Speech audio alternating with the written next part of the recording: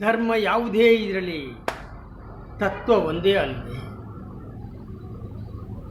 ಅದೂ ಕೂಡ ಒಂದು ಮೂಕ ಪ್ರಾಣಿಗೆ ಈ ರೀತಿಯಾಗಿ ವಿಕೃತ ಮನಸ್ಸಿನಿಂದ 3 ಹಸುಗಳ ಕೆಚ್ಚಲನ್ನು ಕೊಯ್ದಂತಹ ಘಟನೆ ಇಡೀ ಮಾನವ ಕುಲ ತಲೆ ತಗ್ಗಿಸುವಂತಹ ಕೃತ್ಯ, ಹೀನ ಕೃತ್ಯ, ಹೇಯ ಕೃತ್ಯ.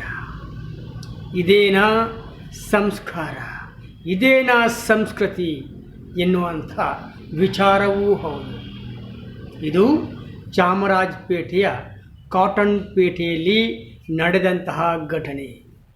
ಯಾವುದೇ ಧರ್ಮವಿರಲಿ, irrespective of caste, irrespective of religion, ಇದನ್ನು ಧರ್ಮವನ್ನು ಬಿಟ್ಟು ರಾಜಕೀಯವನ್ನು ಬಿಟ್ಟು ಈತ ಮಾಡಿದಂತಹ ಕರ್ಮಕ್ಕೆ ತಕ್ಕದಂತಹ ಶಿಕ್ಷೆಯಾಗಬೇಕು ಎನ್ನತಕ್ಕ ಹೋರಾಟ ನಮ್ಮದು ಆಗಬೇಕು.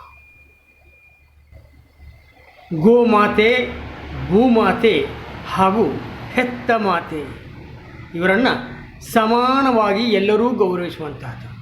ಅದು ಕೂಡ ಗೋಮಾತೆಯನ್ನು ಅತ್ಯಂತ ಭಕ್ತಿ ಪೂಜನೀಯ ದೃಷ್ಟಿಯಿಂದ ಕಾಣುವಂಥದ್ದು ಹಿಂದೂ ಪರಂಪರೆ. ಬಹುಶಃ ಹಿಂದೂ ಪರಂಪರೆಗೆ, ಹಿಂದೂಗಳ ಮನಸ್ಸಿಗೆ ಆಘಾತವಾಗಬೇಕು ಎಂಬಂತಹ ಕಾರಣಕ್ಕಾಗಿಯೇ ಉದ್ದೇಶಪೂರ್ವಕವಾಗಿ ನಡೆಸಿದಂತಹ ಹೀನ ಕೃತ್ಯ ಅಂದರೆ ತಪ್ಪಾಗಲಿಕ್ಕಿಲ್ಲ.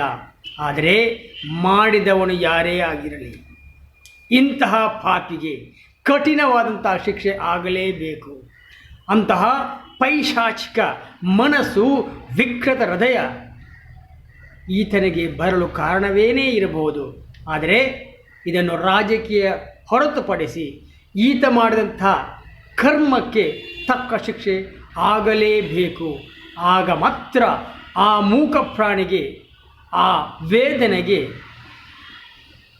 ಬಹುಶಃ ಶಾಂತಿ ಸಿಗುವುದೋ ಏನೋ. ಮೇಲಾಗಿ ಸರಕಾರ ಆ ಗೋವಿನ ಸಂಪೂರ್ಣ ಚಿಕಿತ್ಸೆಯ ವೆಚ್ಚವನ್ನು ಭರಿಸಬೇಕು.